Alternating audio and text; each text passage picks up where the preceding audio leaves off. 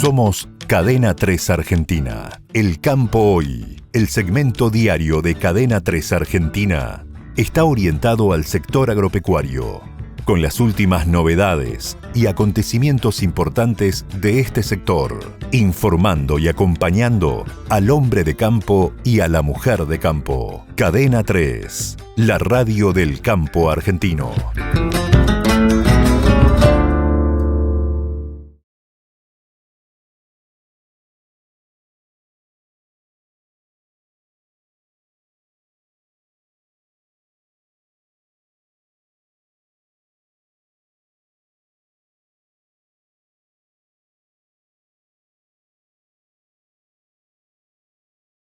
Muchas gracias. Muchas gracias a todos por acompañarnos en el arranque del Congreso. La verdad, con un panel riquísimo y con una temática tranquila para arrancar el Congreso. Yo lo que les quería comentar es de qué se va a tratar principalmente el panel.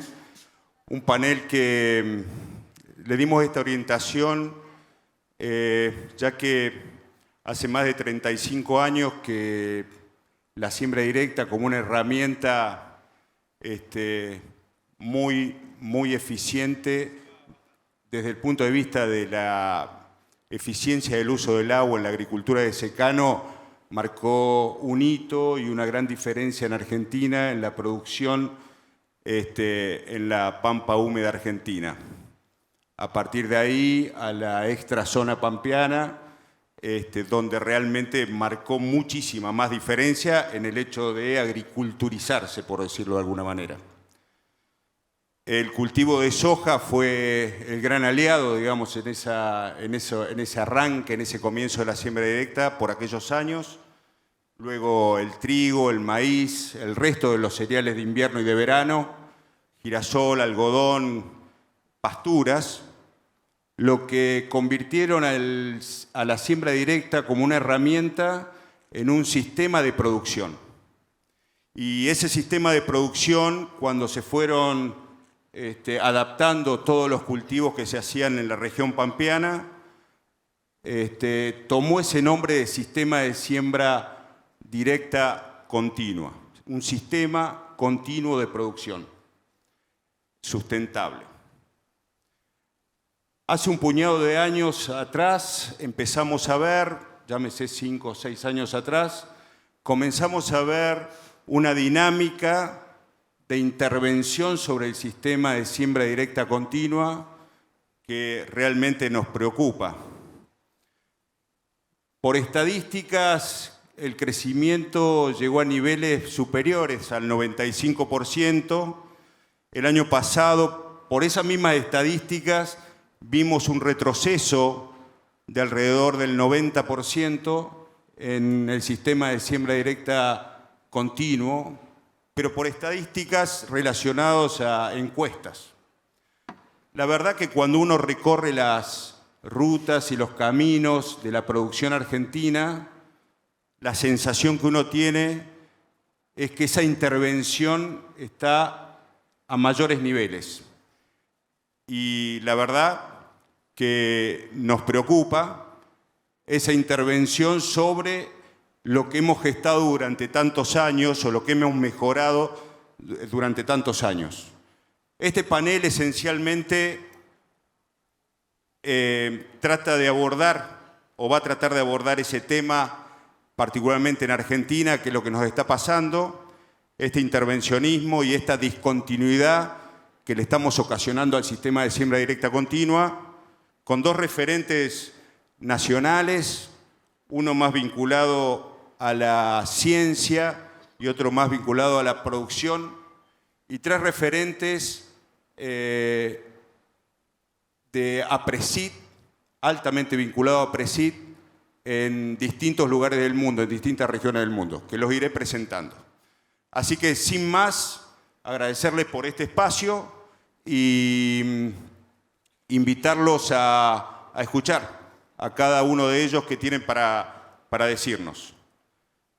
Así que bueno, te invito, Rodolfo, que tanto te conozco, pero igualmente Voy a decir lo que ¿El cosito? vos pusiste acá, digamos. ¿El cosito? El pasador está al lado del... Acá está. Hola. Bueno, Rodolfo Gil es ingeniero agrónomo, máster en Ciencias del Suelo de la Universidad de Buenos Aires, director académico del programa Chacras de APRESID. Gracias, Germán, y gracias a todos ustedes.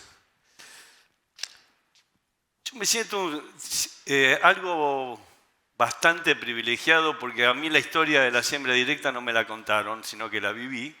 Mis canas así lo demuestran. Mi primer ensayo de siembra directa fue allá en la década del 80 en la estación experimental del INTA Manfredi. Y me acuerdo que en alguno de esos años vino un productor con otro productor y me dice, ingeniero, usted le tiene que decir a mi amigo qué es la siembra directa porque él no cree en la siembra directa. Y yo le dije, tiene razón, porque la siembra directa no es una cuestión de fe.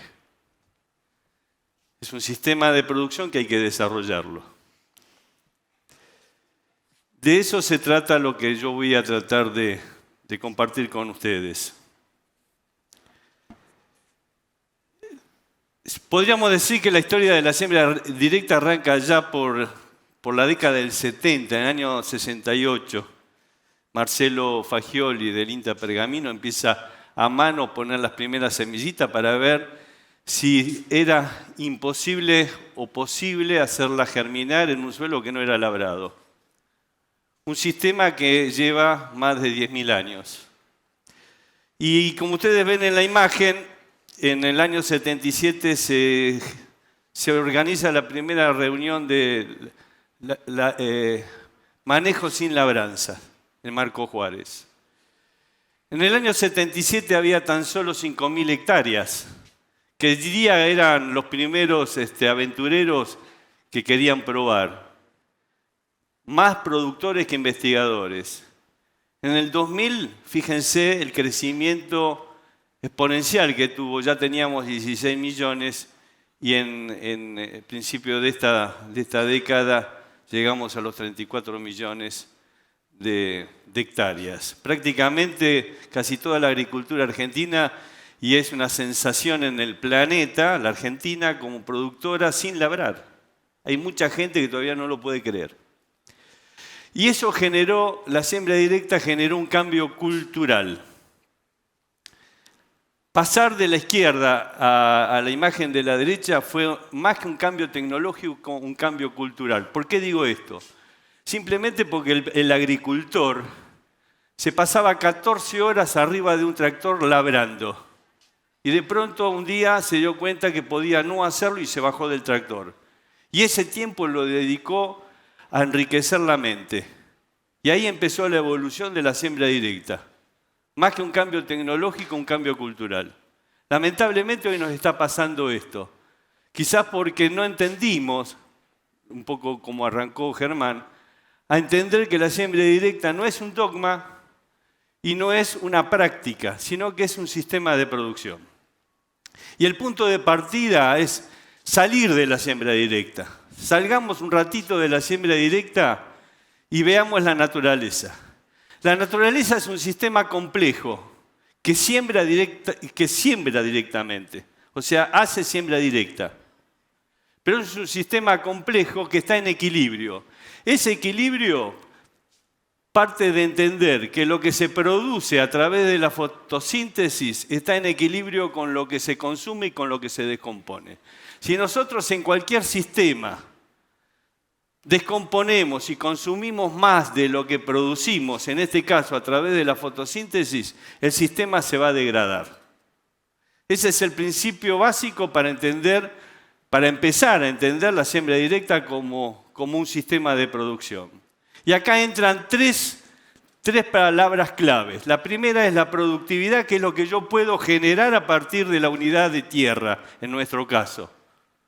Por ejemplo, cuánta biomasa yo produzco por unidad de superficie, cuántos granos, cuánta energía o bioenergía, etcétera, etcétera.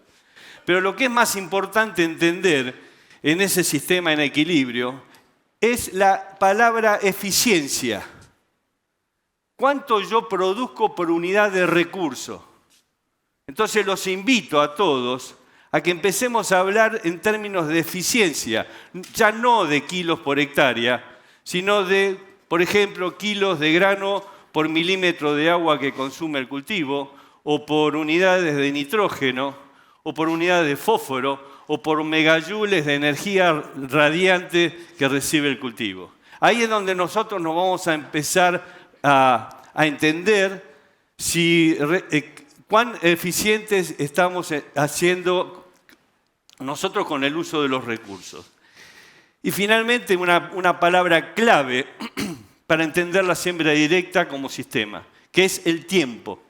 El tiempo que le tenemos que dar a los procesos biológicos para que puedan alcanzar el equilibrio.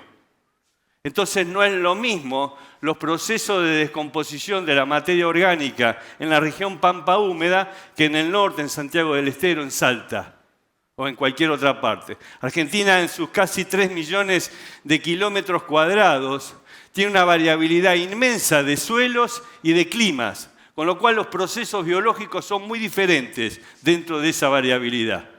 El punto de partida para lograr éxito con un sistema de siembra directa es entender cómo funcionan los ambientes. Y los ambientes requieren tiempo, insisto en esto, para respetar los procesos biológicos en términos de equilibrio.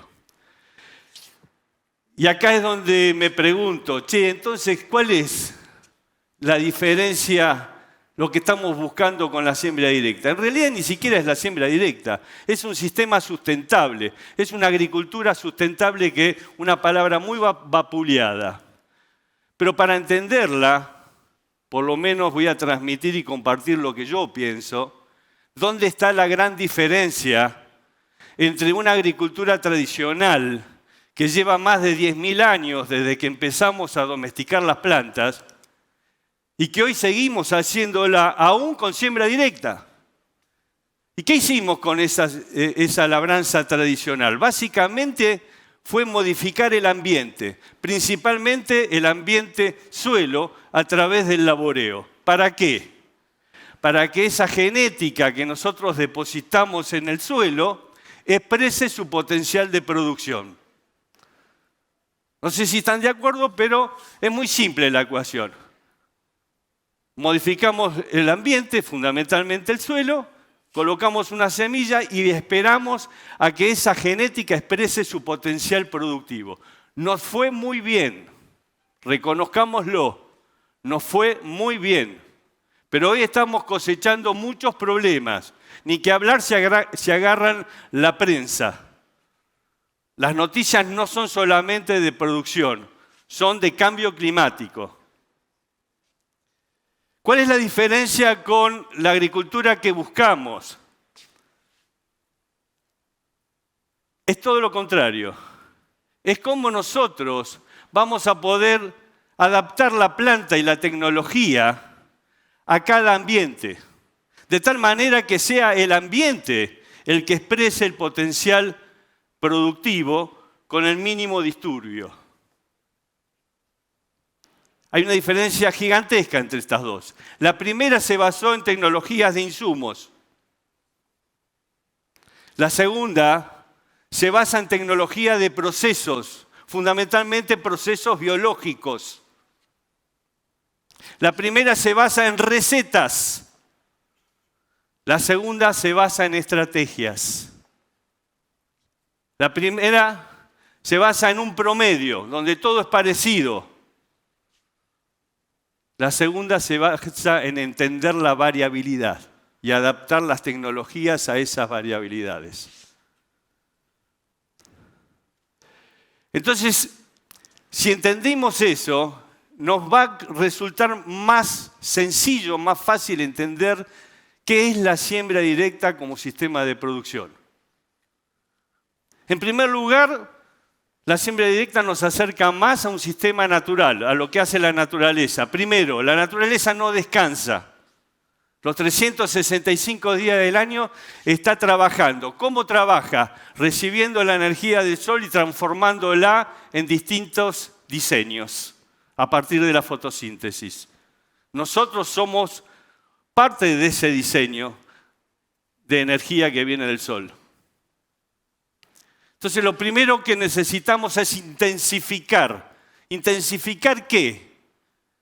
La fotosíntesis. La siembra directa nos permite dedicarle más tiempo a que los cultivos estén fotosintetizando y que el sistema suelo no esté descomponiendo. Necesitamos rotar, ¿para qué? Y para manejar el sistema, porque hay otros factores reductores como las plagas, malezas, etcétera, que tenemos que cortarle ciclos. Y también tenemos que diversificar, porque la naturaleza es biodiversa. Y tenemos que integrar justamente para catalizar y para sinergizar esos tres aspectos anteriores. Dentro de ese marco vamos a ubicar la siembra directa. Pero ¿cuáles son los tres principios básicos que necesitamos para que una siembra directa sea exitosa? Exitosa para mí es partir de la base que me permite producir para sostener la empresa. Si no generamos riqueza, no podemos hacer conservación. Pero la segunda es sostener la fábrica. El primer requisito es proteger la superficie del suelo. ¿Con qué? Con cobertura. ¿Cuánta? La que puedan, como lo hace la naturaleza. Había una definición, me acuerdo, americana en la década del 60, 70, que decía que la labranza conservacionista era la que dejaba el 30% de cobertura en superficie. Absurdo total. Cobertura es cobertura. 100% de cobertura. El suelo no se tiene que ver. Y en lo posible los 365 días del año, sobre todo en ambientes hostiles como los que tenemos en Argentina en el norte. El otro principio básico es la no remoción o la mínima remoción. Sería ideal sembrar en forma aérea siempre, pero obviamente no lo podemos hacer. Entonces la remoción se tiene que limitar a la siembra y ahí entra la siembra directa. Hemos avanzado enormemente en el diseño de las herramientas que nos permiten depositar una semilla con precisión, tratando de disturbar lo menos posible el suelo. Y el tercer principio básico es la actividad biológica. Si no hay actividad biológica en el suelo, no esperemos resultados exitosos con la siembra directa. Y cuando hablo de actividad biológica, me estoy refiriendo fundamentalmente a todo lo que está pasando en la rizósfera, donde están las raíces, que no estamos tan acostumbrados a mirar de la superficie del suelo para abajo, pero los invito, no hay tiempo para desarrollar el tema. Si no tenemos actividad biológica, lamentablemente les digo que es difícil sostener un sistema de siembra directa. Estos tres aspectos, la cobertura, la no remoción y la actividad biológica, es lo que va a actuar directamente sobre dos factores centrales. La primera, el carbono orgánico del suelo, tanto en su cantidad como en su distribución, que es la base del sostén de la capacidad productiva del suelo, a través de sostener una estructura que me permita gestionar, por así decir, lo que necesita la planta. Que en el suelo básicamente son tres cosas: el agua, los nutrientes y el oxígeno. Arriba no necesito oxígeno, abajo sí. Entonces necesito el otro factor que interviene junto con la materia orgánica, que es la estructura del suelo. Entendiéndose que un suelo es un cuerpo poroso. Tenemos que sostener una estructura porosa. ¿Cómo se hace eso? A través de la materia orgánica y a través de la actividad biológica. Esos dos aspectos luego van a intervenir sobre lo que yo necesito, que es el balance de la energía. El factor número 1 de la producción es la energía que recibimos. El balance de la materia, sobre todo del suelo, que no se me erosiona, y de la materia orgánica, que no se me descompone. Y fundamentalmente, lo que me deja poner en marcha este motor, que es el agua. El agua es el combustible que pone en funcionamiento la fábrica. Y la siembra directa lo que me permite es aumentar la eficiencia del uso del agua. ¿Por qué? Porque la única agua que sale del campo, que es rentable y que es sustentable, es la que se va por transpiración de las plantas. Todas las demás salidas de agua del campo son no rentables y no sustentables. Estas son la evaporación, el escurrimiento fundamentalmente, y la percolación cuando me sobra agua y se va a las napas. La siembra directa lo que me permite justamente es bajar la evaporación, disminuir el escurrimiento y que toda el agua se vaya por transpiración, impidiendo incluso que los excedentes se me vayan a las napas. Es un círculo virtuoso.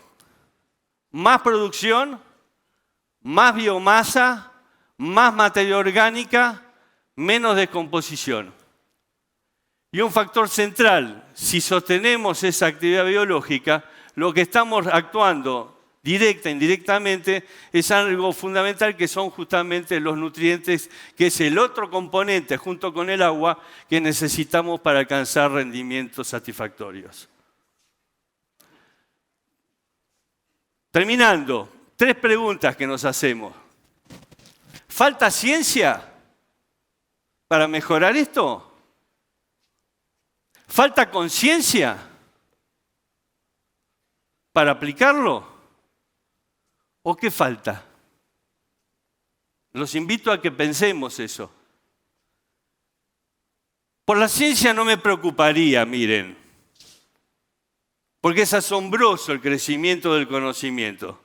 Hay un trabajo de Rosenberg, El conocimiento como un tsunami, en el cual en 1900 el conocimiento se duplicaba cada 100 años.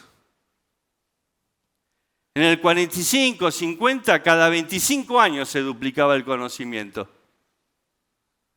En la década del 80, cuando hice mi primer ensayo de siembra directa, se duplicaba en 12 meses cada año. Ahí empieza la siembra directa a tomar fuerza.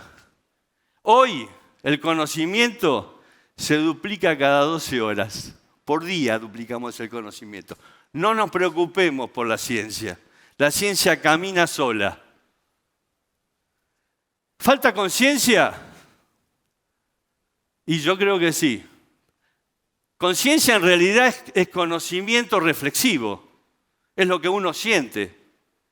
Entonces el punto de partida es el aprender. Pero aprender a aprender. Y la mejor manera de aprender es aprender produciendo. Yo aprendí con la siembra directa que las soluciones no están saliendo del sistema.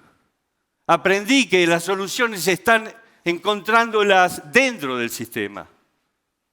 Y creo que eso nos pasa en cualquier otro aspecto de la vida. La fácil es, miro al costado y me olvido del problema. La mejor manera de avanzar en el desarrollo es abordando los problemas dentro del sistema. Por eso que incluso dentro de APRESID llevamos un programa que lleva la bandera del aprender produciendo, aprender en acción. Eso está más que demostrado de que lo que uno estudia, lee, con suerte te puede quedar el 5 o 10%. Lo que uno ve y escucha te puede quedar el 50%. Pero lo que uno hace, sobre todo si nos equivocamos, te queda prácticamente el 100%. Y ahí es donde aprendemos. Pero voy a retomar este tema del aprender para proponerles algo muy lindo. ¿Qué falta? Pregunto, ¿qué falta? Falta, la sustentabilidad no es un problema individual. La sustentabilidad es un problema colectivo. Falta compromiso colectivo. La responsabilidad ambiental tiene que dejar de ser un compromiso de buena voluntad para convertirse en un rasgo intrínseco propia de nuestras culturas y no de las circunstancias. Vamos a instalar estos temas, estos principios, cuando los sintamos en la piel, cuando los caracteres tecnológicos los transformemos en caracteres culturales. Muchos de ellos no se transmiten, se heredan. Por eso es interesante trabajar con los jóvenes, muy jóvenes. Y esto tiene mucho que ver entonces con el aprender. Por eso que yo termino aquí y voy a invitar a mi amiga Florencia Acame a que nos dé una buena noticia. Flor. Gracias, Rodolfo.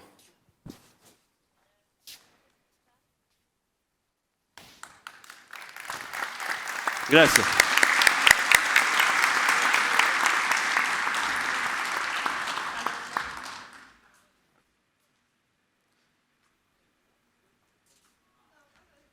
Te escuchamos, Flor. Flor Acame es ingeniera agrónoma, recibió de la Universidad Nacional de Mar del Plata.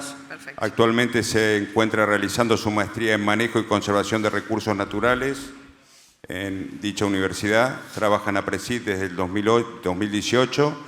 Actualmente se desempeña como coordinadora de proyectos estratégicos de la institución. Muy bien. Buen día a todos. ¿Qué tal? Muchísimas gracias. Gracias al panel por dejarme robarles 5 minutitos para comentar sobre un proyecto, un nuevo espacio que estamos desarrollando dentro de la institución y bueno, como coordinadora de proyectos estratégicos me toca contarles de qué se trata y tiene mucho que ver con lo que habló Rodo recién y con lo que van a estar hablando el resto de los integrantes de este panel, que es el Instituto Aprender, que tiene como finalidad afianzar y transmitir los fundamentos de los sistemas en siembra directa, entre otras cosas, ¿no? Pero además este no es un espacio nuevo, no es algo que se nos ocurrió de un día para otro, sino que viene de lo que quizás algunos de ustedes recuerden, que fue el Instituto de Capacitación de APRESID. Lo traemos hoy y lo reformulamos y le llamamos Instituto Aprender porque, como comentó recién Rodo, queremos que los conceptos ya están instalados, ya los conocemos, ya los sabemos, pero muchas veces tenemos que volver a aprenderlos o recordarlos o transmitirlos a los jóvenes. Por eso el Instituto Aprender se plantea como objetivos, a ver si, ahí está, mitigar el avance de las labranzas y transmitir los pilares de un sistema de siembra directa permanente y sus beneficios. Y esto lo queremos hacer trabajando juntos. ¿Por qué aprender juntos? Un poco para llegar a esos grupos objetivos, como les decía, a los productores y a los jóvenes profesionales, queremos hacerles llegar esos pilares de la siembra directa, esos componentes de un sistema de siembra directa, esa visión holística del sistema, y esto es lo que se plantea en el Instituto, un espacio donde confluya la ciencia, los productores, los jóvenes profesionales, y entre todos podamos hacer que ese rompecabezas se vaya formando y en algún momento unos aprendan y otros transmitan conocimientos y en otro momento esos mismos que transmitieron conocimientos sean los que están aprendiendo. Por eso esto de aprender juntos. Es un trabajo en red, como mencionaba recién, donde queremos generar una visión sistémica, desarrollar nuevas competencias y también transmitir esos principios y fundamentos trabajando en forma conjunta con las instituciones, con las facultades de agronomía, con los productores que quizás no tienen por qué o no quieren acercarse a la academia, pero de alguna manera queremos llegar también a ellos y reforzar todos estos conceptos que tienen que ver con un manejo sustentable y una visión holística y de sistema de los pilares de la siembra directa. Por eso algunas de las acciones y actividades del Instituto Aprender tienen que ver con articular con espacios que existen hoy en la institución, que son Aula APRESID y APRESID Joven, iniciar el proceso para armar una diplomatura en agronomía responsable. Esto lo queremos hacer y trabajar con distintas facultades de agronomía de nuestro país, armar un plan obviamente de difusión interna y externa que tiene que ver con llegar a todos estos grupos de trabajo y desarrollar ciclos de capacitación junto a distintos expertos, que esto va a estar abierto y disponible en distintos momentos y para distintos grupos objetivos que se relacionen con la institución, por supuesto con los socios de APRESID como pilares de transmitir todos estos conceptos, y estas acciones y actividades están también apuntadas a ellos. Así que bueno, estas son un poco las acciones y actividades. Era 5 minutitos que le robo al panel para transmitir estos mensajes y para comentar de este nuevo espacio, de este instituto, y también para invitarlos a sumarse, a aprender juntos y a ser parte un poco de este desafío de repensar cómo estamos produciendo y de volver un poco a las bases y entender cómo queremos manejarnos de acá al futuro y trabajar eso en forma conjunta. Así que bueno, eso era todo. Muchas gracias por el espacio. Bueno, me quedo por acá por si queda alguna pregunta. Gracias, Flor. Seguramente va a ser un éxito. Recuerdo cuando fui parte de la primera edición y fue realmente muy interesante y muy buena para todos. Ahora nos gustaría escuchar a Marcelo Arriola, que él es ingeniero agrónomo, se desempeña como asesor privado y docente adjunto de la Cátedra de Manejo de Suelos de la Facultad de Agronomía de la UCA. Actualmente realiza la maestría en Manejo y Conservación de Recursos Naturales en la Universidad Nacional de Rosario y es miembro fundador de la Chacra APRESID Pergamino Colón. Te escuchamos, Marcelo. Muchas gracias, Germán. Muy buenas tardes, buenos días, perdón. Che, qué alegría no estar ahí atrás. Los hacen medio altos a esos y por ahí me escondo. Así que la verdad que suerte poder estar acá adelante. Bueno, la verdad que Rodo me dio muchísimos datos y muchísimos pies para arrancar la charla. Y mi charla la quiero arrancar pensando en una de las propiedades que para mí condicionan más los procesos. Rodolfo habló de procesos, tecnología de procesos, a diferencia de tecnología de insumos. Y le juro que esto tiene que ver con lo que voy a hablar, no es que me equivoqué. Pero para hacer el récord de Guinness de construcción de castillitos de naipes, hay mucho trabajo, hay mucho laburo ahí adentro como para poder construir. Hay también mucha ciencia y mucha física de entender dónde tiene que estar el centro de gravedad de esas cartas, cuáles son los naipes que tienen que estar. Tiempo, mucho tiempo para construir. Y esos tiempos para construir, quisiera empezar a pensarlos como un paralelismo en esto de la construcción o reconstrucción de suelos. Y en estos procesos que bien Rodolfo comentaba. Y la destrucción de estos castillos es muy fácil, ¿no? Imagínense que cualquier codazo que peguemos por allí, el castillo se cae. Si lo hacemos en casa, cualquier perrito que entre muy apurado y se choca el castillo. No se necesita mucha ciencia para destruir, no se necesita mucho tiempo, los procesos son totalmente distintos, las velocidades de los procesos son totalmente distintos. La velocidad de construcción y la velocidad de destrucción es absolutamente distinto. Y esta pequeña introducción la quería hacer porque a nosotros nos pasa absolutamente lo mismo en el suelo. Los dos procesos que son construcción y destrucción, esa agregación de los suelos, tienen velocidades absolutamente distintas. Y las velocidades de construcción son absolutamente lentas. Tenemos que pensar que si hoy tenemos esas capas densas que se forman en los suelos, esos problemas físicos que hacen que las raíces no puedan penetrar, el agua no pueda penetrar y haga ineficiente estos procesos, como bien lo comentaba Rodo, esta cosecha de agua que termina siendo siempre la limitante de nuestros procesos productivos, hace que pensemos casi linealmente que en física y física, ¿no? Un proceso físico, ¿cómo hacemos para que las raíces entran? Y la cabeza automáticamente piensa que el proceso para destruir esas capas densas es un proceso físico.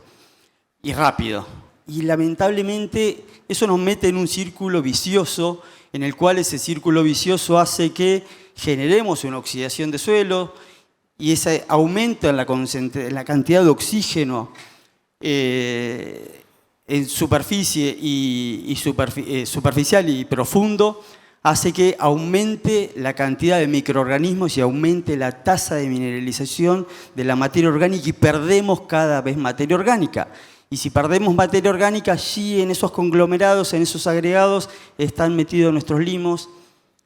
Al perderse la materia orgánica y caerse el carbono en nuestros suelos, esos limos quedan sueltos y son como platitos, y esos platitos se acomodan y vuelve a formarse la capa densa. Entonces estamos metidos en ese círculo vicioso en el cual casi nos hacemos dependientes de las labranzas. Pero aún así, la siembra directa con labranzas cada tanto, es ese comentario que estoy en siembra directa, pero cada 5 años hago un disturbio, juega fuertemente con estos procesos. El proceso de destrucción absolutamente es mucho más rápido que el proceso de construcción. Y nosotros tenemos que empezar a pensar en construir. Y para construir hay que cambiar y recarbonizar los suelos. El problema físico no tiene una solución física, sino que el problema físico tiene una solución biológica. Y ahora vamos a tratar de entender por qué. Pero eso es un proceso con tiempo, que lleva tiempo, y por eso esa primera palabra, que tengamos paciencia en esta reconstrucción, y la ciencia, como bien dice Rodo, que nos avala esto de que hay que construir y hay que recarbonizar y hay que construir de microagregados, mesoagregados, para ir a agregados mucho más grandes. ¿Y cómo hacer esto? Y se acuerdan que en la primaria ya nos enseñaban el ciclo de carbono, que había solamente especies autótrofas, que eran las que tenían la capacidad de agarrar esa energía, llevarla, construir tejidos con dióxido de carbono, agua, nutrientes, y poder construir tejidos vivos. Y esos tejidos vivos entraban los herbívoros, entraban los carnívoros, y después decíamos que se morían y entraban los detritívoros para descomponer esos organismos y volver a cerrar el círculo ese y volver a formar materia orgánica. Hoy allí ya sabemos que no es tan así, por suerte. Toda la primera parte sí, por suerte necesitamos capturar el carbono con los autótrofos, eso no cambió, pero la verdad que la materia orgánica la podemos, los tejidos vegetales los podemos transformar en materia orgánica mientras las plantas crecen, en esto que bien comentaba Rodo, en esa rizodeposición. Allí ya sabemos que podemos fijar carbono y fijar nitrógeno, gran parte del carbono y gran parte del nitrógeno, entre el 30 y el 40% de ese carbono, mientras las raíces viven, van fijando carbono y se van metiendo materia orgánica. Y acá me gusta poner que hay veces que tenemos la suerte de que las raíces las vemos, pero hay veces que no. Pero tenemos que entender que cuando no las vemos, están. Y las mismas raíces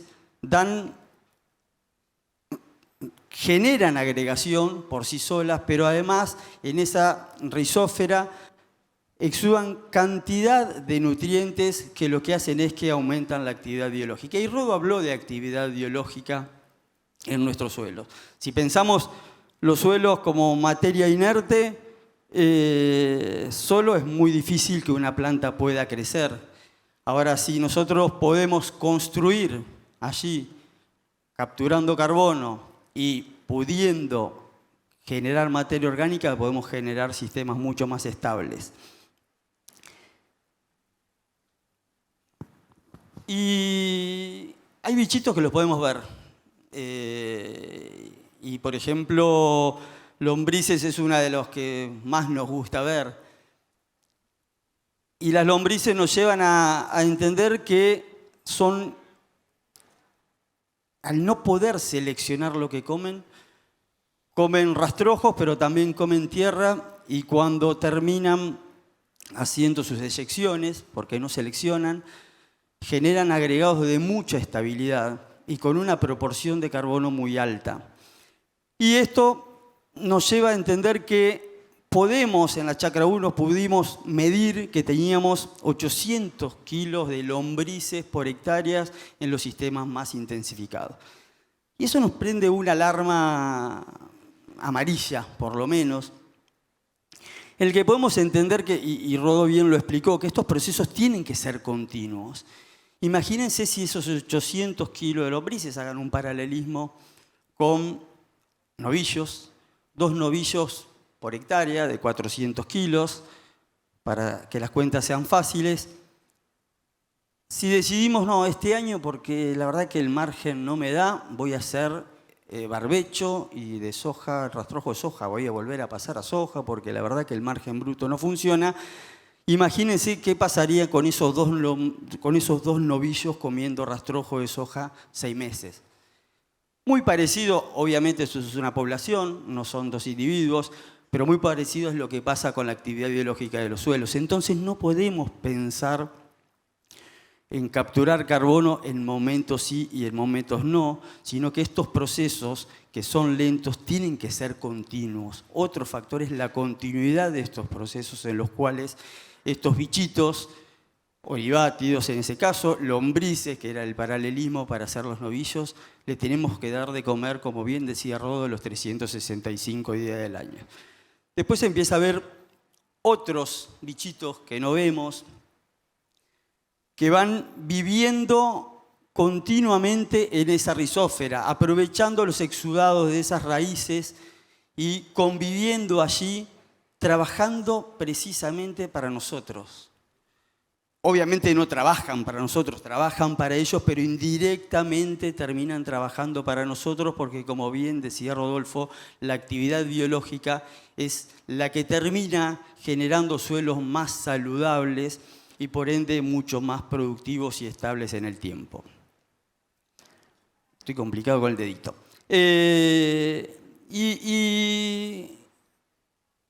Estos son 2 trabajos distintos, hay alguna disparidad de valores, se puede ver, pero lo que no cabe en duda es que la actividad biológica en rizósfera es mucho más grande en algunos casos y en otros un poquitito menos, pero es mucho más grande en rizósfera que en el suelo circundante. Y esto me parece que es un dato muy importante. Tercer dato que nos hace entender que tenemos que tratar de tener raíces lo más parecidos a los 365 días del año, lo que más podemos estirar, porque la actividad biológica está en el suelo, pero está mucho más cuando hay una raíz viva que permite a esa actividad biológica poder vivir en el suelo. Eso, más entender que existe una rizodeposición de carbono y nitrógeno en el suelo, creo que nos lleva a poder entender que los suelos no pueden descansar, como bien decía Rodolfo, sino que tienen que trabajar para darle comer actividad biológica los 365 días del año. Y en el cómo, me gusta este engranaje que le agarré hace un tiempo y que creo que habla de este sistema de siembra directa. El cómo es absolutamente tratar siempre de imitar a la naturaleza. Como bien decía Rodó, la naturaleza no trabaja los suelos. Entonces, cada uno de estos engranajes que falta, se corta la relación de transmisión. Deja de funcionar, vamos a suponer que esto es un reloj, deja de funcionar el reloj si saco uno de los engranajes. Entonces no puede no haber siembra directa en esa continuidad. Tenemos que pensar en intensificación. Acá no es como intensificación de insumos, sino es aumentar los tiempos de ocupación, parecernos lo más posible a esos 365 días del año, capturando carbono con esos autótrofos, con esos vegetales, para darle de comer a una actividad biológica que nos va a dar de comer a nosotros. No podemos pensar en monocultivos, tenemos que pensar en diversificación. Y el Congreso Siempre Vivo, Siempre Diverso nos dio bastante de comer con eso. Y tenemos que tener una nutrición balanceada. Ya en alguna otra charla vamos a tratar de entender si es nutrición o fertilización, pero hablemos de nutrición balanceada, que es mucho más sano. Cualquiera de esos engranajes que nosotros saquemos, el reloj deja de funcionar. Así que, para terminar, para poder construir necesitamos paciencia. Paciencia apoyándonos en la ciencia y pensando en el carbono. Pensando en el carbono, que es la sede de este congreso, que nos trae a que todos nos podamos llevar el cómo podemos capturar ese dióxido de carbono que en el aire genera el famoso efecto de calentamiento global por absorber la radiación de onda larga que emite la Tierra y aumentar la temperatura del planeta. Y ese dióxido de carbono que allá en la atmósfera hace tanto daño, en el suelo genera absolutamente el efecto contrario. Recarbonizar los suelos nos va a hacer construir mejores suelos para producir más y mejores alimentos, no solamente para nosotros, sino para las próximas generaciones. Muchas gracias. Gracias, Marcelo, muy claro. Ahora vamos a pasar, digamos, a una visión más internacional, acompañado en primera instancia por Hernán Torre. Hernán es licenciado en Gestión Empresarial y diplomado en Gestión Gerencial de la Universidad Católica de Córdoba, asesor de inversiones... Hola. Asesor de inversiones agropecuarias en Venezuela del año 2007, está radicado allí desde el 2010, es asesor de manejo de suelos y procesos productivos y es asesor de la regional APRESID en Portuguesa, Venezuela. Es un argentino en Venezuela, o sea, un argenzuelo, digamos, una cosa así. Un mix. Te escuchamos, Hernán. Gracias. ¿Siembra directa o sembrar directamente? Esto fue lo que nos encontramos cuando llegamos en el 2007 a Venezuela. Esa confusión en la cabeza de la gente de qué era la siembra directa. Y la siembra directa llegó a Venezuela a través de los vendedores de sembradoras en el año 90. Los productores confundieron la siembra directa con sembrar directamente y asociaron la siembra directa a la sembradora.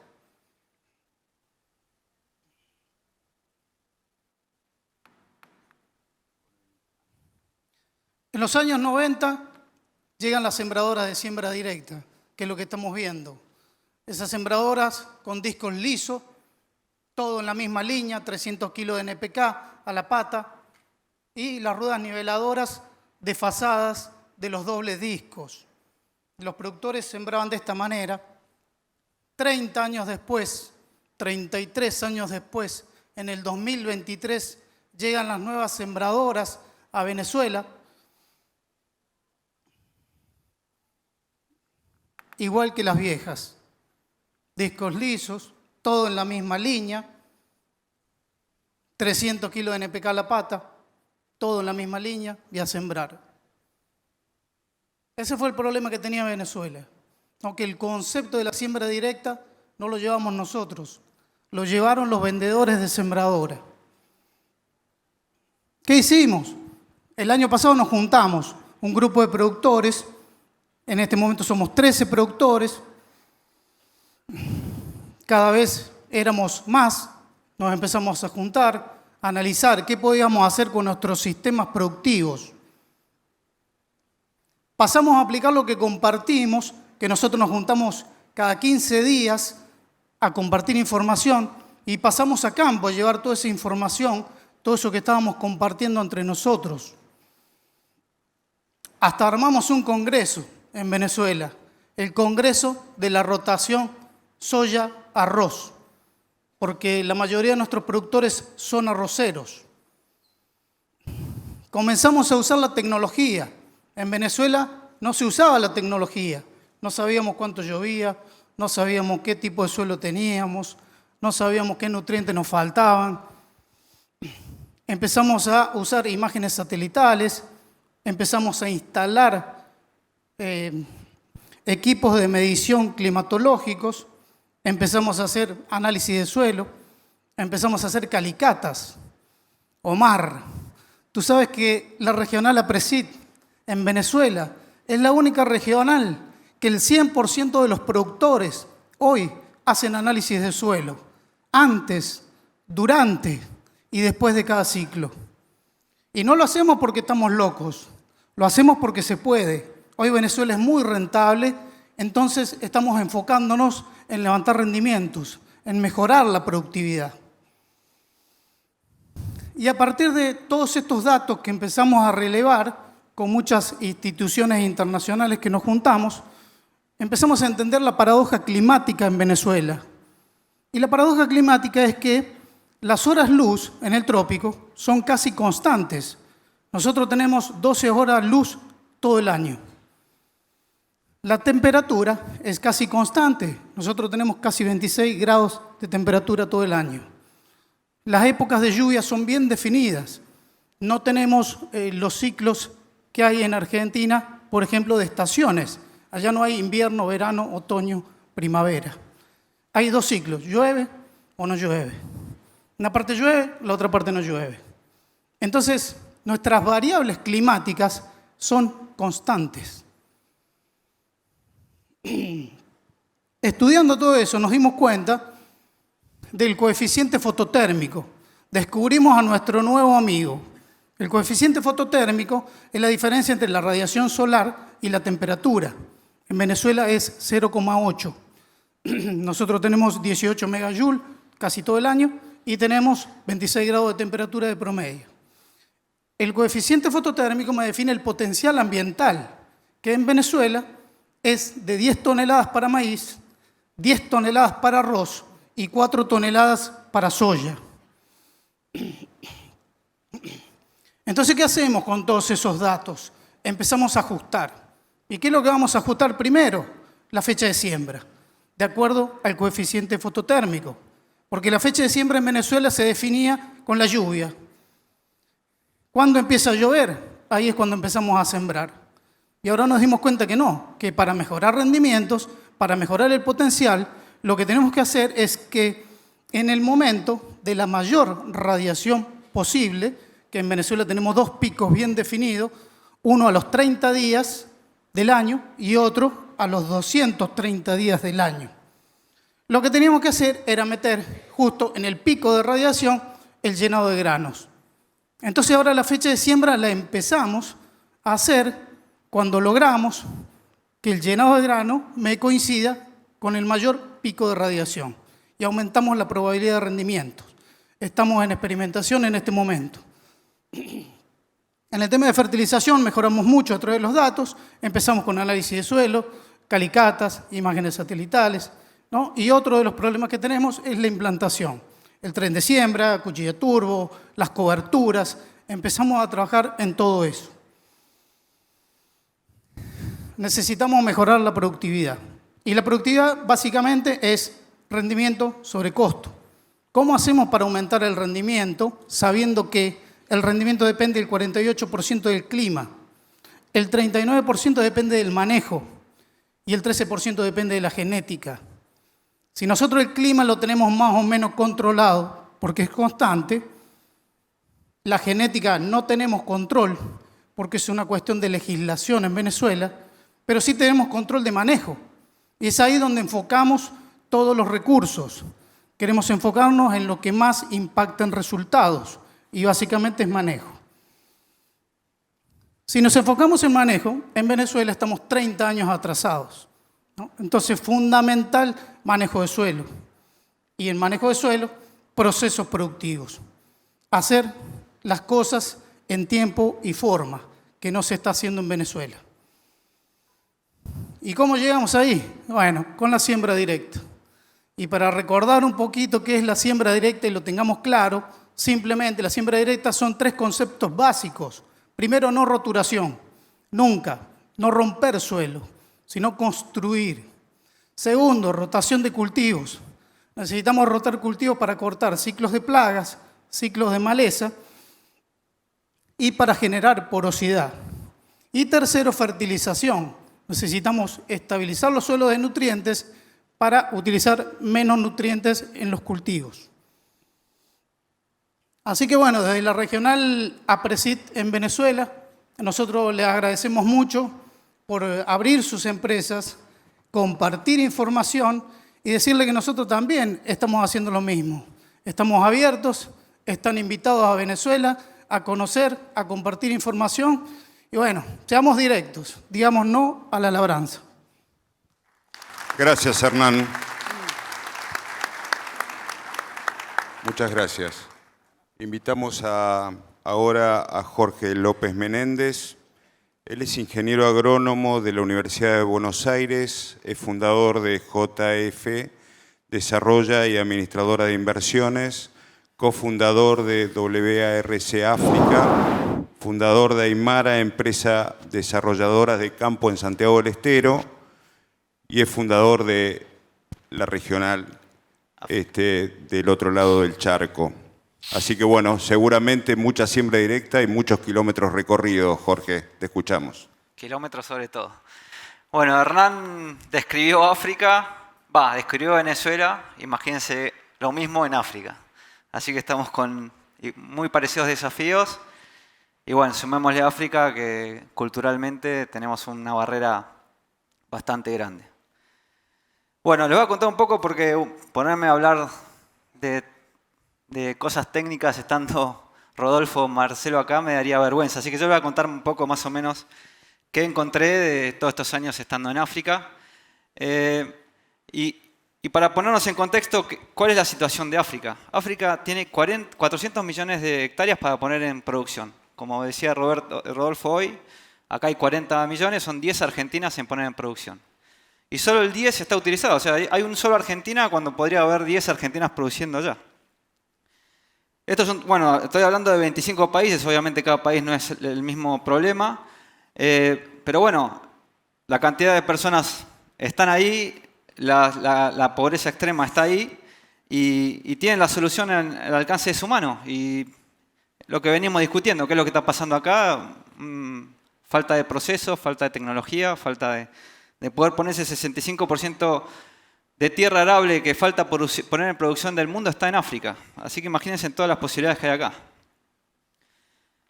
Igual que en Venezuela, precipitaciones tenemos óptimas, llueve todo el año, en los lugares que menos llueve, llueve 1000 milímetros, así que nosotros todos acá estaríamos felices de tener un campo ahí. Temperaturas adecuadas, libre de heladas todo el año. La producción te la sacan de la puerta del campo, sin carta de porte, sin retención, sin ni un banco. Hay mucho interés en desarrollar la agricultura, así que hay mucho apoyo internacional. Y bueno, y los suelos tienen un potencial impresionante. El suelo ese es en Sierra Leona, un delta que hacen arroz, 8% de materia orgánica tiene. Y bueno, la oportunidad está ahí. Cuando llegamos cosechaban 300 kilos de arroz en ese ambiente. Les puedo contar cómo avanzamos un poco. La transformación de la sabana africana, cuando llegamos nos encontramos con eso. En los mejores de los casos algún tractor chiquito. Y todo por desarrollar. ¿Y a dónde vamos? Estamos yendo a encontrarnos como un campo en la provincia de Buenos Aires o en Córdoba o Santa Fe. Rotaciones, intensificación de la producción. Y acá pongo un ejemplo, por ejemplo. Llegué a Kenia hace 8 años y cuando llego había 2 sembradoras Apache paradas y usaban la siembra estilo australiano, que pasan el disco 7, 8 veces y después pasan una sembradora muy livianita por arriba tirando al voleo la semilla de trigo. Y cuando yo pregunto, che, ¿por qué no usan la directa? No sirve, me dijeron. No, acá no anda. La famosa frase acá no anda, que la escuchamos tantas veces. Y le digo, ¿cómo no anda? Mostrame. Primero le habían sacado las cuchillas turbo. Y segundo, metían la sembradora Apache esa después de pasar 7 veces el disco. Obviamente no, la sembradora no anda, se atora. Tuvimos la suerte que el primer año me dejaron probar un lote. No tenía cobertura, nada, pero por lo menos no lo disquearon. Y fue un año de seca. Y bueno, el resultado económico de esos lotes fue muy superior al otro. Así que a veces como hay que tener un poquito de suerte, como me pasó en Kenia, que automáticamente todos los productores empezaron a adoptar este sistema. Les puedo contar cuando nos fue mal en Ghana, que el primer año rindió más como lo hacían ellos. Y bueno, este es el desafío, ¿no? Yo me acuerdo cuando terminé mi facultad y por suerte había mucha demanda de ingenieros agrónomos, nos mandaban a trabajar rápido. Y yo me fui a trabajar con mi padre. y él la hacía convencional. Y yo le digo, mirá, me enseñaron la directa. Y me dijo, bueno, buenísimo, pero como decía Rodolfo, esto no es un tema de creencias, esto es un negocio, estoy acostumbrado a hacerlo así. Bueno, pero ¿sabes qué? Confío, agarrar el lote del fondo, como me decían. Entonces, al lote del fondo, a mostrarle que la directa funcionaba. Me costó 2, 3 años. Por suerte tenía algo de apertura y me escuchaba y terminó adoptando la directa. Y creo que es lo que pasa en todos lados. A nosotros en África nos pasa eso. La gente que produce ahí se juega la alimentación de su familia. Así que está bien, vienen haciendo las cosas mal. Pero ellos cambiar dentro de ese sistema, dentro de esa vida, de situación, es muy difícil. No están tan abiertos a la nueva tecnología o a vos decirle que le vas a cambiar la vida cuando ellos dicen, bueno, te creo, pero mostrámelo o hagámoslo juntos. Y ese es el gran desafío que hay allá, ¿no? Pero bueno, llegamos a tener muchos buenos resultados y lo bueno que una vez que ven, como todo el mundo, que ve que resulta, empiezan a adoptar. Y como yo siempre digo, los 3 pasos que das para adelante es muy difícil ir para atrás, porque una persona que cosechaba 300 kilos de arroz y de repente cosecha 3.000 kilos, que para nosotros es muy poco, esa persona no va a volver a lo que venía haciendo. Bueno, encontramos que en África, pienso yo que donde hay problemas se encuentran muchas oportunidades. Y bueno, y el problema es grande en África, así que las oportunidades son enormes. Y nosotros, como dije, son 25 países, yo tuve la suerte de trabajar en 6, 7 países. No son todos lo mismo, pero encontramos cosas que son comunes a todas las problemáticas. Siempre basado en siembra directa, buscamos la sustentabilidad, pero no la sustentabilidad ambiental, nosotros estamos trabajando mucho acá, pero allá es más importante la social y la económica. Nosotros, con la social, todos los conceptos que venían hablando Rodolfo y Marcelo, nosotros los tenemos que llevar a la práctica. Yo siempre vengo acá y me nutro de un montón de cosas que me quedan a mí por suerte, pero después tengo que ver cómo los convenzo a los que están allá para que me crean. Entonces, lo primero que digo es, hay que intensificar rotaciones, siempre pensando en la vida del suelo, y cómo los convenzo a un africano que está definiendo la comida de su familia a que tiene que intensificar rotaciones. Bueno, la forma más fácil es que te van a tener más producción, que van a tener más comida, entonces introducimos otro, no sé, donde hacen arroz, un maíz, el maíz y la soja, el maíz y un poroto. Y bueno, la idea es intensificar. Y bueno, eso da sustentabilidad social, también económica y, bueno, y por último ambiental. Y después lo que pasa en África, que al no tener maquinaria prenden fuego todo. Y lo mismo, ¿cómo evitamos que la gente prenda fuego todos los años? Porque tenemos temporada de mucha lluvia, después deja de llover, mucho combustible, cuando van a sembrar de vuelta, fosforito y empiezan de vuelta. Bueno, también con la intensificación. Nosotros logramos que la intensificación y producciones, por más que la segunda o hasta a veces 3 producciones, una no sea muy rentable, lo hacemos igual para evitar lo que es incendios. Y bueno, lo más importante es que cuando lográs cobertura en África, en un lugar que mínimo tenés 30 grados y precipitaciones fuertes, bajar la temperatura de los suelos es vital. Yo he medido temperatura de suelos hasta 45 grados, 50 grados. Me imagino, Marcelo, que ahí no vive nada. No hay posibilidad de vida de ninguno de los bichitos que dijiste recién. Y cuando nosotros lográbamos tener una cobertura, bajamos drásticamente alrededor de los 20 grados. Así que también le damos mucha importancia a eso, a cómo lograr suelos vivos. Nos está costando este tema de cultivos de servicio y otras cosas que estamos probando, pero bueno, tendemos a eso, a que esté verde todo el año. La manera que lo hicimos fue ir a sus campos. Nosotros poníamos un campo de muestra, donde era comercial nuestro campo, pero en el campo de ellos, en el mismo campo de ellos, y poco a poco fuimos haciendo extensión y llegando a los campos de ellos. Y acá hay un video, no sé si va a funcionar. No. Pero bueno, esta gente está festejando una cosecha. Vuelvo a repetir, capaz, con los números, perdón. Ahí está. Pero cosechaban 300 kilos de arroz. Genética, manejo, algo de tecnología, y estaban cosechando 3.500 kilos. Y estaban bailando, agradeciendo que habíamos llevado una genética argentina, que les habíamos enseñado a hacer mejor maíz, como decía Hernán recién, fechas de siembra, densidad de siembra, cosas muy, muy básicas para nosotros.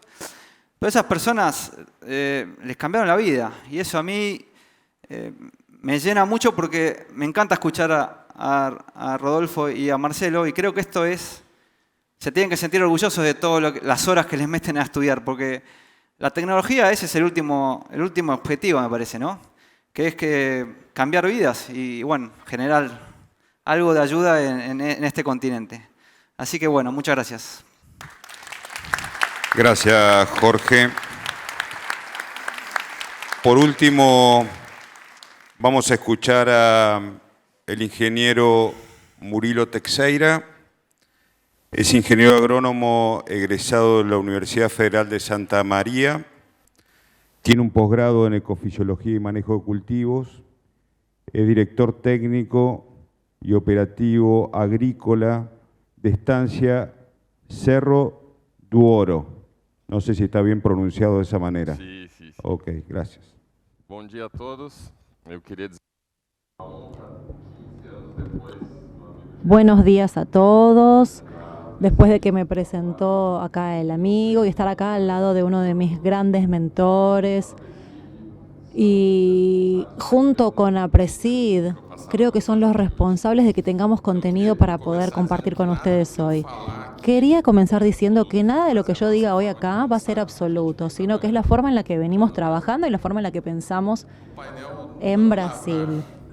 El panel sin labranza. Bueno, la siembra directa es la evolución y como el tema del Congreso tiene que ver con el carbono como elemento, como vida, yo elegí la mecánica cuántica para explicar esto. La mecánica cuántica habla de la física de las posibilidades y para que podamos entenderla tenemos que dividir todo en la menor partícula posible, en la partícula más chiquita posible. Entonces cuando llegamos al inicio de la vida, donde tenemos 4.000 millones y medio de años, donde una célula de ADN consiguió englobar una mitocondria, bueno, en ese caso vemos que el carbono es la espina dorsal.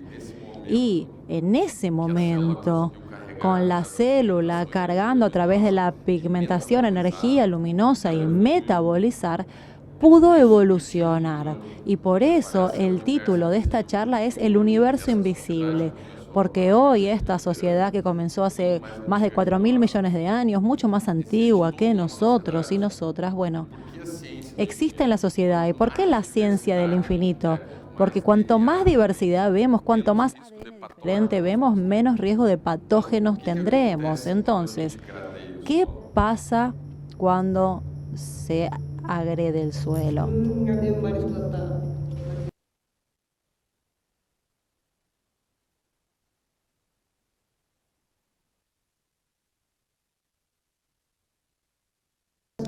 Hace 10 años que pasó todo esto, pero aquí...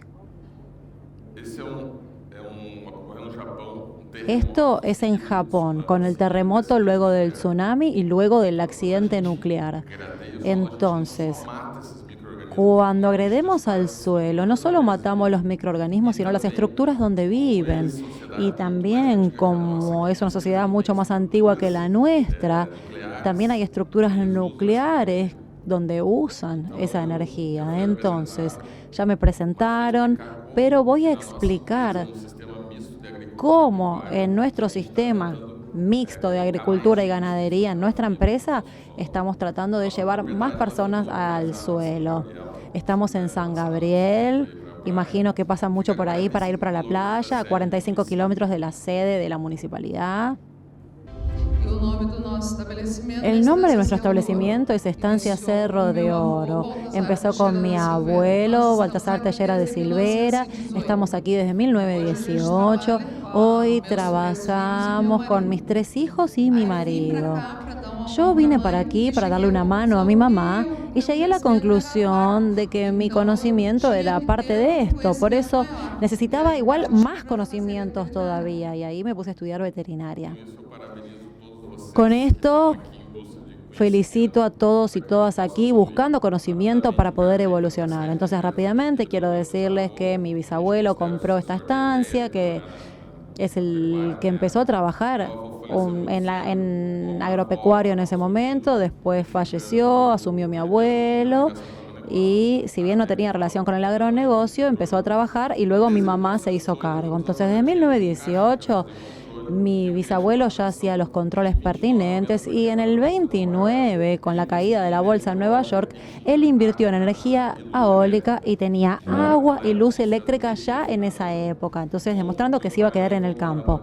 Mi mamá y mi papá volvieron de la facultad con nuevas tecnologías, mejoras, inseminación artificial, pero ¿qué faltaba? Faltaba la comida. Teníamos genética, pero no había comida para expresar este potencial. Entonces, lo que llama la atención fue que introdujeron el cultivo de soja con un sistema de plantío o de siembra directa. Trabajamos con todo tipo de sistema, agricultura de precisión, etcétera. Pero el potencial genético del cultivo de soja, que era el principal, también empezó a mejorar. Y ahí había cosas que no se podían lograr. Y con mi amigo Gerson, que me trajo aquí, y ayuda de mi mamá, yo lo que hacía era buscar el conocimiento. Esta es una foto llena de íconos. Tenemos al colega que no está más con nosotros. Tenemos en Brasil a un montón de colegas allí presentes que empezaron con este sueño de la siembra directa. Joe Lander, me acuerdo de este día que nos dijo: ¿cuándo va a existir una nueva tecnología para hacer que lo que hace la siembra directa? Y bueno, me parece que justamente es esta. Tenemos a Martín Cubilla también, amigo, presidente de la Federación de Paraguay.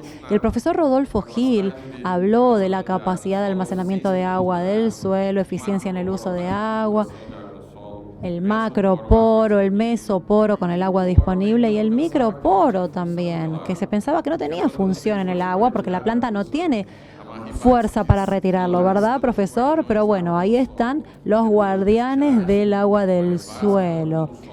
Porque cuando el suelo esteriliza, vuelven las condiciones normales y ahí es donde surgen los responsables de la recolonización.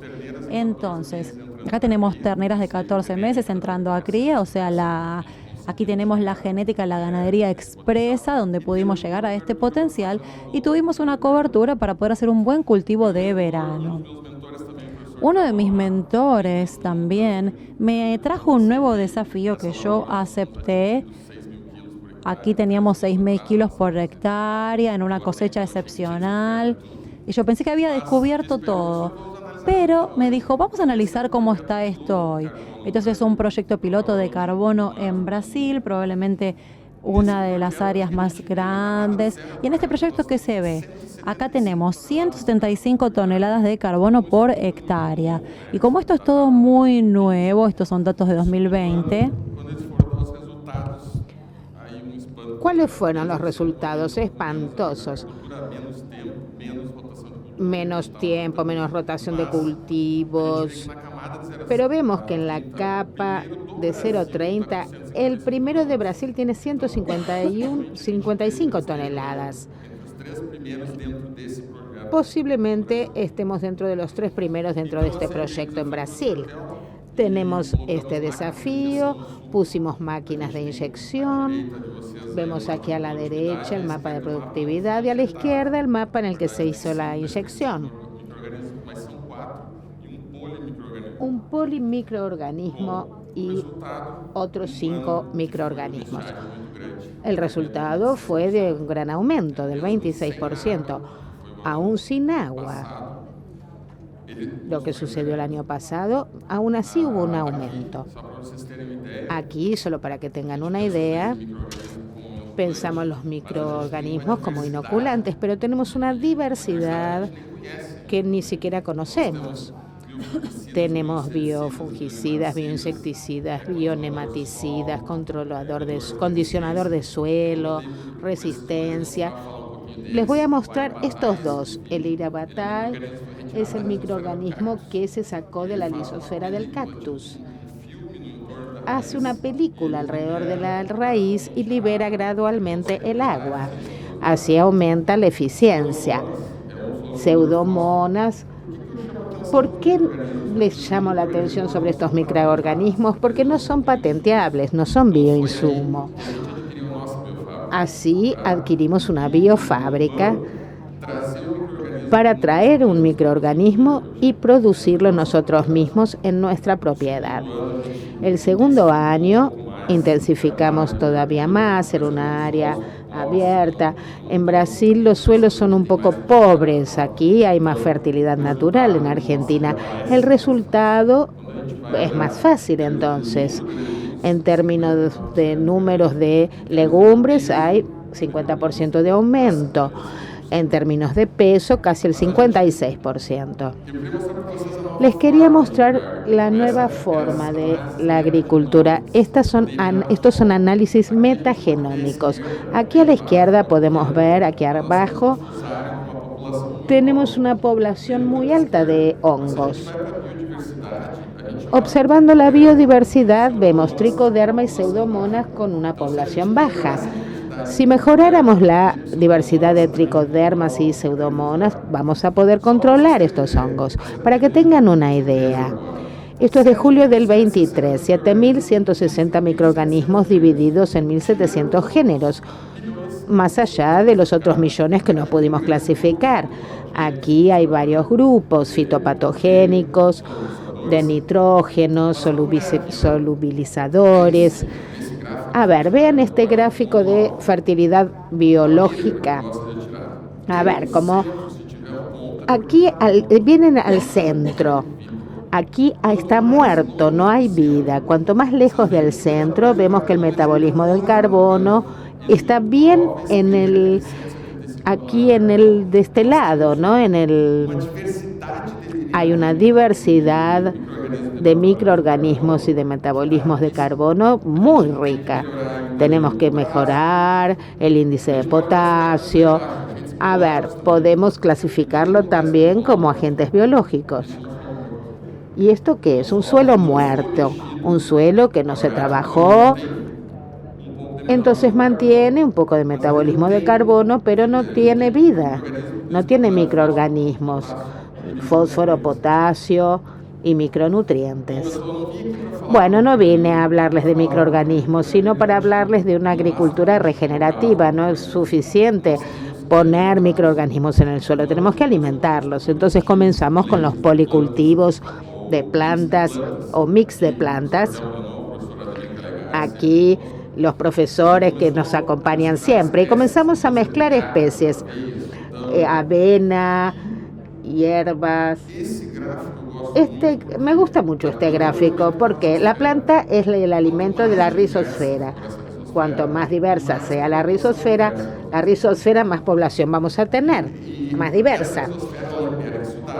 Libera exudatos para alimentar la diversidad de microorganismos que van a producir enzimas, romper la celulosa para producir glucosa, alimenta la célula que va a producir un nuevo microorganismo. Y esta es una simbiosis. ¿Por qué los animales en esta imagen? El sistema para gestionar los animales tienen ambientes, el suelo, el pH, que favorecen algunas especies. Entonces los animales en el algoritmo, si está bien administrado, son fantásticos, traen más vida a todo este círculo. Esto fue en el verano. No hubo ganancias solo en funciones ambientales, sino también en el peso de la ganadería. Esto es del profesor Luis Roll, para mostrarles que la carga animal tiene influencia en la población de microorganismos. Si tenemos una gran carga animal, vamos a favorecer a algunos microorganismos y con otros animales otros microorganismos. Que a gente não via tanto. Estos son los resultados en campo. Aquí vemos lombrices. Es la internet del suelo. Como los microorganismos se comunican y se desplazan. Esta raíz que fue obtenida en este video en el medio tiene muchas lombrices en una sola raíz. Aquí a la derecha un policultivo. Es un campo en el que usamos 12 especies en 2 años. Arrancamos una planta de trigo morisco.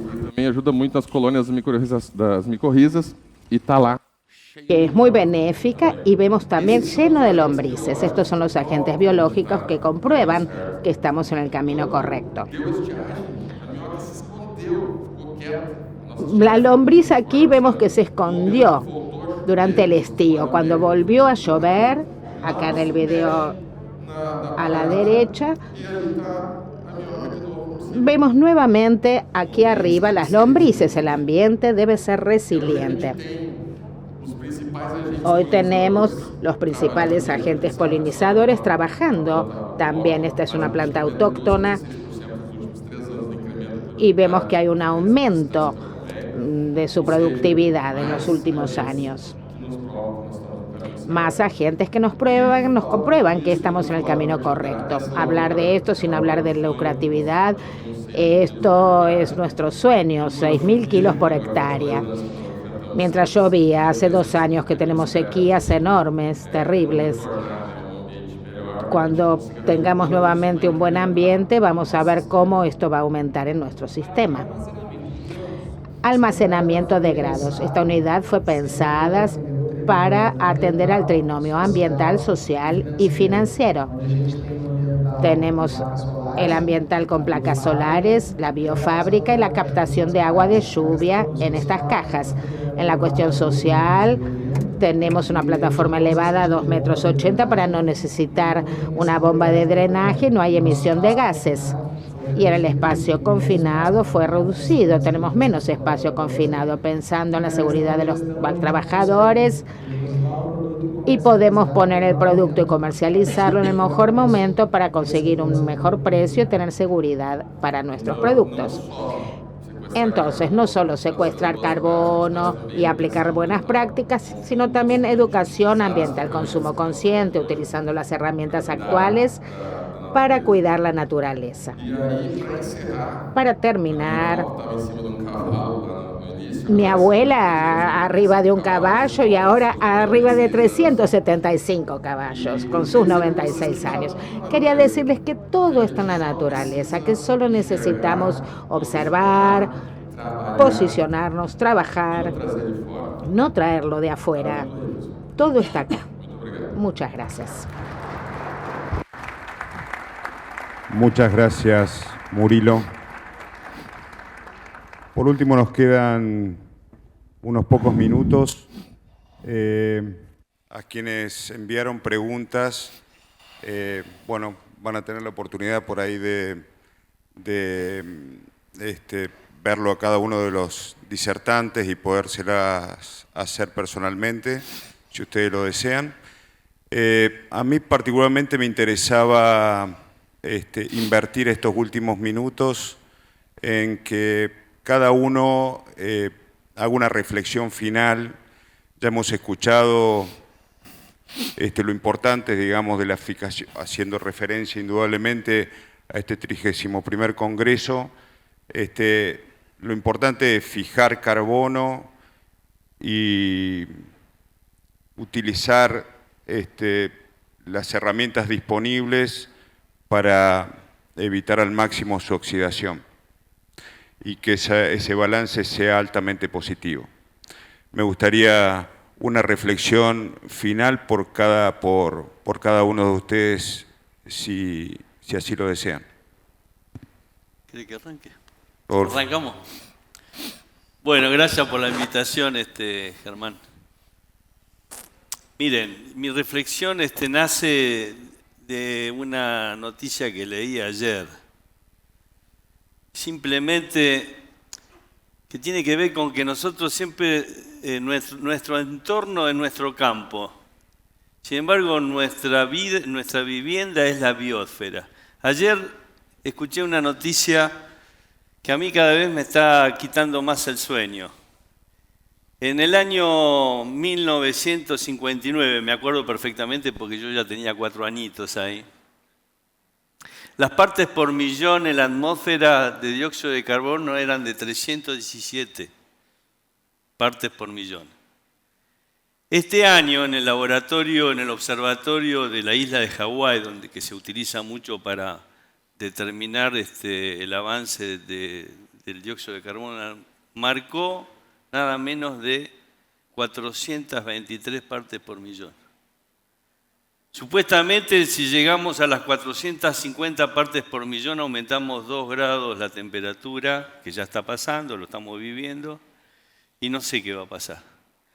Esta semana ustedes habrán escuchado varias noticias relacionadas, como por ejemplo la rotura de un gran témpano en la Antártida, que tiene una superficie comparativa a la República Argentina, etcétera, etcétera, etcétera. Lo estamos viendo en la sequía, lo estamos viendo en las temperaturas.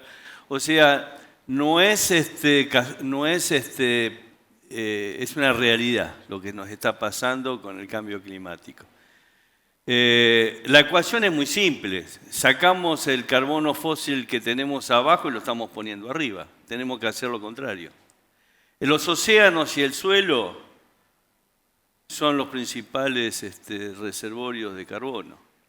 O sea que más allá de lo que siempre los técnicos decimos, que la materia orgánica como fuente de nutrientes, y yo me canso de decir también el impacto que tiene en la estructura funcional de los suelos, hoy es una necesidad porque ya lo estamos sintiendo meter el carbono de nuevo en el suelo. Y la siembra directa nos está ayudando mucho. Ahora esto, como lo dije, no es un compromiso mío o de alguno de ustedes, es un compromiso de todos. El campo solamente actúa con el 25% de las emisiones. Mañana los invito a que vayan a un taller de brecha del carbono que está llevando adelante APRESIC con otras organizaciones. Es muy importante reflexionar sobre esto, gente, porque no es para mí. No es para mí, es para mis hijos y tampoco para mis hijos, para mis nietos. Entonces reflexionemos sobre eso. Y también lo siguiente, no es un trabajo de uno, es un trabajo de todos, insisto en esto. Acá no tiene que haber espectadores. Tenemos que trabajar todos juntos, la gente del campo con la gente de la sociedad, con la ciencia.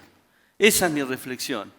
Abrámonos la cabeza y asumamos el compromiso colectivo que hoy lo comenté. Es mi reflexión, Germán. Gracias, Rodolfo. Dale. Hola. La verdad que, Rodolfo, tenés razón y el mensaje que hay que dar, porque en el mundo están diciendo que nosotros somos parte del problema y yo estoy convencido que somos parte de la solución. Y ese es el mensaje que tenemos que dar, porque muchos lugares nos echan la culpa o nos ponen responsabilidades, que es todo lo contrario cuando hacemos las cosas como hay que hacerlas, ¿no? Así que ese mensaje tiene que llegar a eso, a que podemos ser la solución, no el problema. Perfecto. Esencialmente hablar del bien común. Muchas gracias a todos. Lamentablemente nos quedamos sin tiempo. Espero que puedan disfrutar el Congreso. Muchas gracias.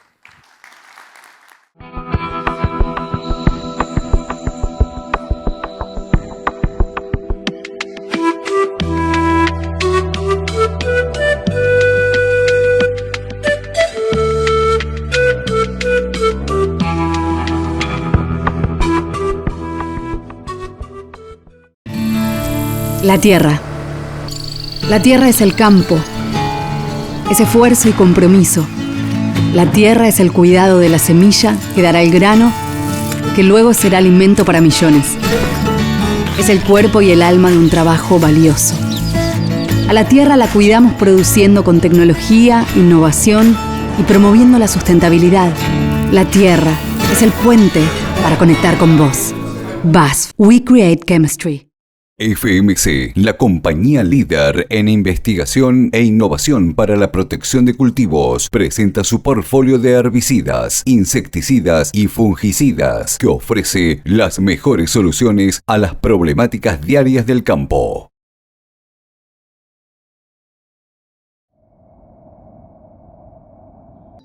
Hoy no basta con recibir un buen producto. Hace falta la asesoría y el respaldo de quienes lo producen. Hoy mis hijos me acompañan. Me gustaría ser un referente para ellos, trabajando de manera sustentable para dejarles un futuro mejor. El campo da otro paso adelante. El sistema SpeedAgro lleva la eficiencia de aplicación de un 45% hasta un 70%. Entrá a speedagro.com o a nuestras redes sociales para asesoría comercial y técnica. Speedagro, The Greener Standard.